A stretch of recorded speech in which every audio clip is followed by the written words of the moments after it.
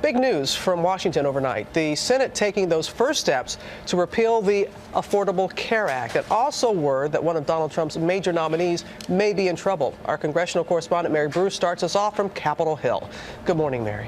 Good morning, Robin. Well, it was a dramatic late night here at the Capitol. The Senate buzzing until after 1 o'clock this morning. Lawmakers coming one step closer to repealing Obamacare. But this is going to be a long and bitter fight. And this morning, as you mentioned, there's another fight brewing. We're seeing what could be the first major roadblock to a Trump nominee, as the president-elect's former rival is possibly standing in the way of his pick for Secretary of State.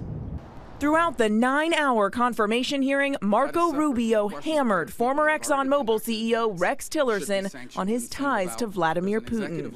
Is Vladimir Putin a war criminal? I would not use that term. Do you believe that Vladimir Putin and his cronies are responsible for ordering the murder of countless dissidents, journalists, and political opponents?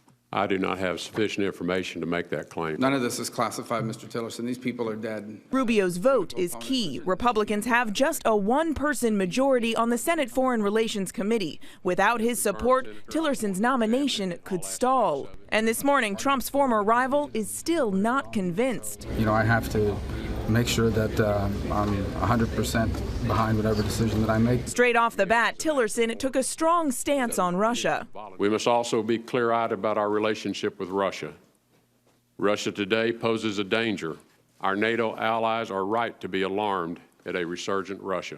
But his relationship with Vladimir Putin was hard to shake.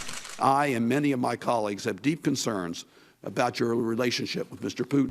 Do you believe these activities could have happened without the knowledge and the consent of Vladimir Putin? What are you going to say to Vladimir Putin when he says to you, but Rex, you said sanctions were bad? My pivot now, if confirmed to be Secretary of State, will have one mission only, and that is to represent the interest of the American people. Under fire for their unusual ties. Seen here toasting with champagne, Putin giving him the Order of Friendship Award.